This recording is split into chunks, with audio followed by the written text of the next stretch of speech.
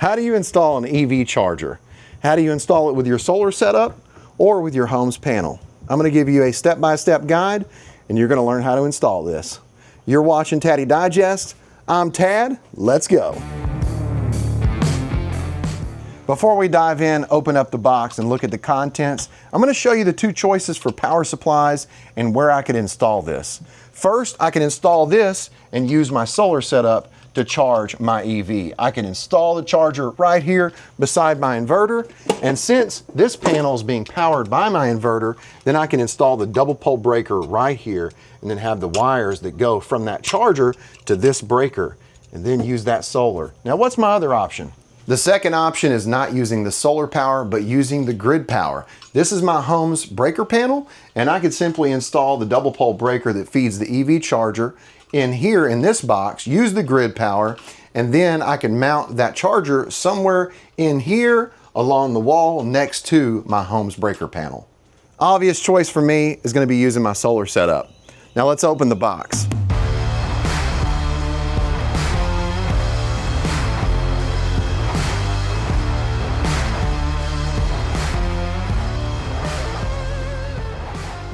All right, let's look at what's in the box. So this is an Emporia Smart Home EV charger, and you can see this is the main charger right here. Packaged really well. We've got our handle and our cord. So this right here is what I'm gonna mount on the wall. This will go into my breaker box and tie into a double pole breaker. This is our little charging handle.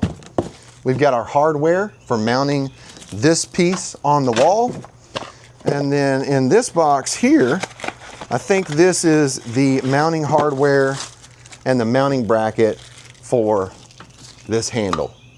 Now, you've seen what's in the box. You got the manual. Please read it before you start the install. Let's start the install. All right, I've picked out the spot on the wall where I'm going to mount the EV charger. I've got the mounting plate that comes with the charger that holds it on the wall. Before you mount it, make sure your wire is going to reach your breaker panel. That way, when you mount it, you can actually wire it up. To mount it, I'm going to be using a masonry bit and some screws. I've got some screws of my own that I'm going to be using, not the hardware that comes with the charger. I'm going to take the mounting plate, put it on the wall like so, and then I'm going to mark the 4 holes with a marker. After I mark those holes, I'm going to use my drill and that drill bit to make my holes. So I'm going to go ahead and do that now. Got my drill, my masonry bit, and I've already pre-drilled my 4 holes. One here, one here, oh, one there, oh, and one there. All right, now I'm gonna mount the plate. Here's the masonry screw kit that I used. Got my drill ready with the screw in the 5/16 bit. Now I'm gonna take the plate up here. Oh yeah. You loosen that up just a little bit. That way I can get the rest of the screws in. 1, 2, 3. Moment of truth. Will the last screw go in? Wow, okay. And the plate is on the wall. Yes. What's next? All right, now to mount the charger to the actual bracket, you've got these 4 holes. There's 2 up here. There's 2 down here, and those will go over these screw holes. 1, 2, and then there's 2 on the bottom, 3 and 4, and there's 4 screws, which I only have 3 because I'm actually only going to be able to get 3 in here because there's no way for me to get this one in. Might be able to use a stubby screwdriver. I'll see whenever we get it actually mounted. So right here, boop. We'll go ahead and put the first screw in place. And actually, before I do this, because it's tight, I probably need to take this whip and put it behind the inverter. That way I can get it to my box. So put this back in place. There we go.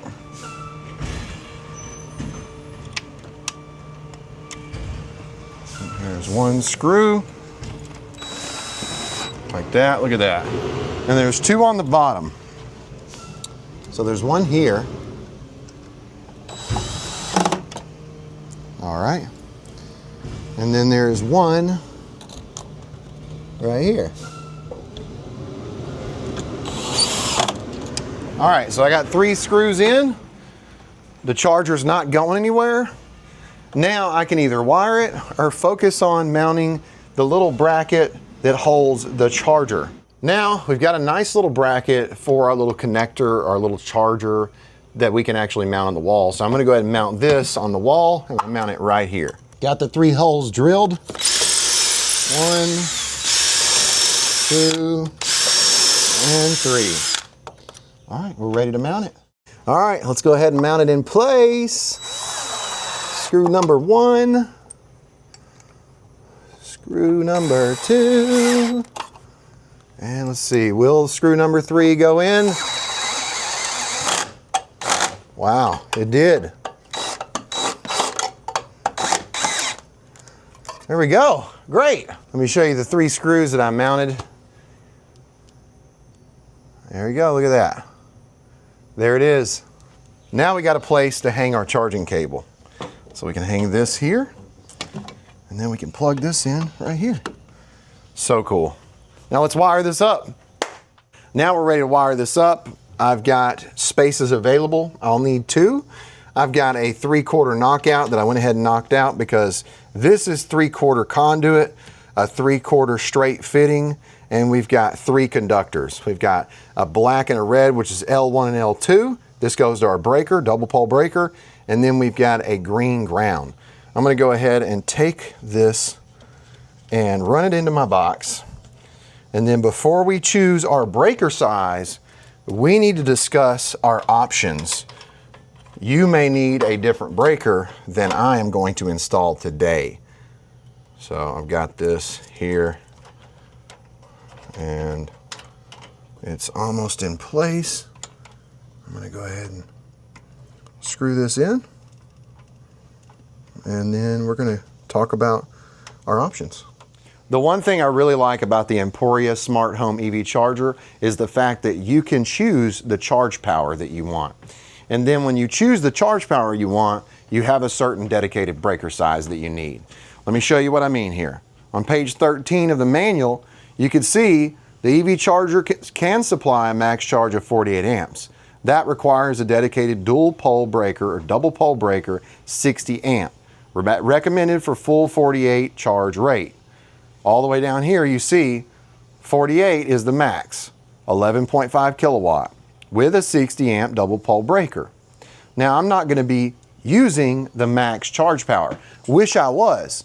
The reason I'm not going to is because this inverter can only output about 33.3 amps. We'll double check that. Now what I plan on doing is installing my new 18K PV. That way I can take full advantage of that max charge power that the Emporia Smart Home EV Charger offers. Let's look at the side of this inverter just to double check. Then we're going to install a breaker that will match this.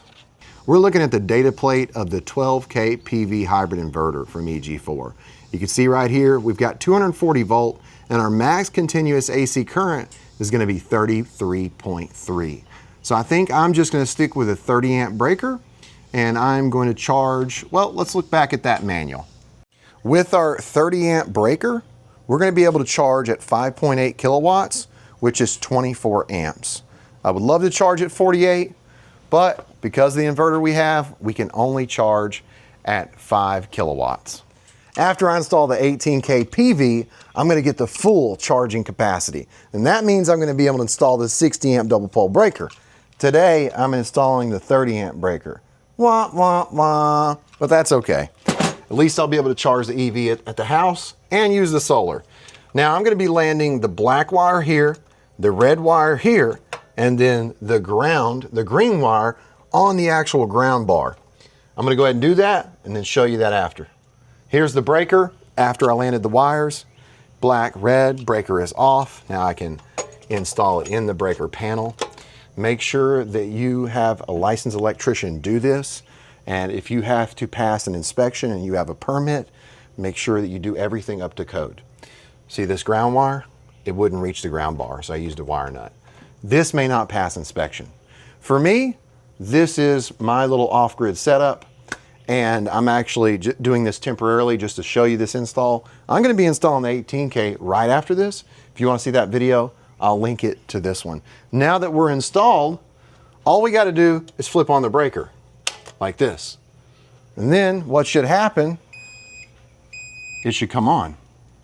Now, if you see a fault here, like I did, because I'm installing this and an inverter's powering it, what I had to do to get the fault to go away is I had to bond the neutral and the ground bar. See this green wire right here? It's a jumper, because the EV charger kept faulting out and I had a fault and I couldn't charge my car.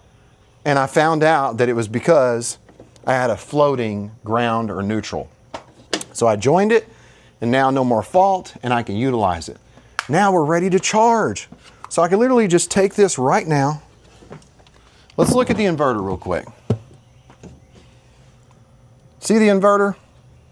It's showing we got some solar coming in.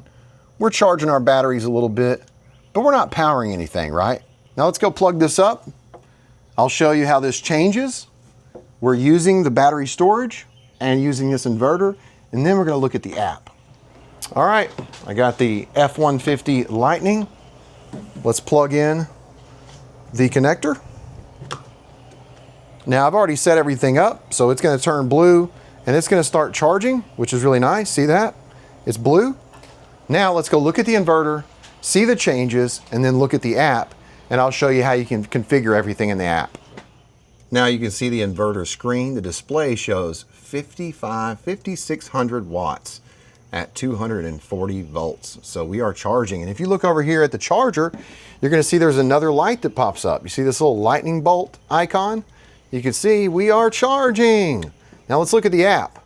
I just downloaded the Emporia Energy app and I connected it to my wireless network. You can see the app right there, Emporia Energy.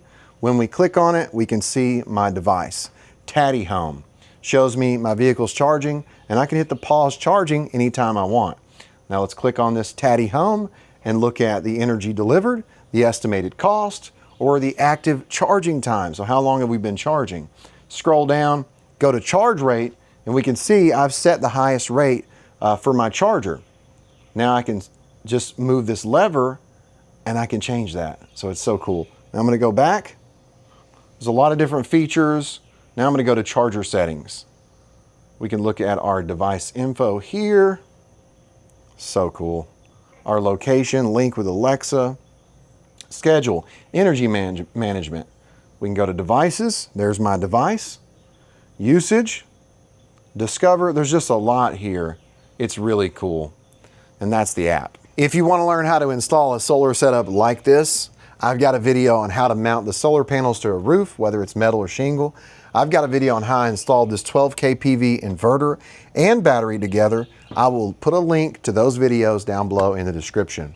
I love the fact that I have the solar, because if there is no grid, I can still charge my EV right here at home. So it's really nice. I had the initial investment, but now that I've invested that money, I am making that money back.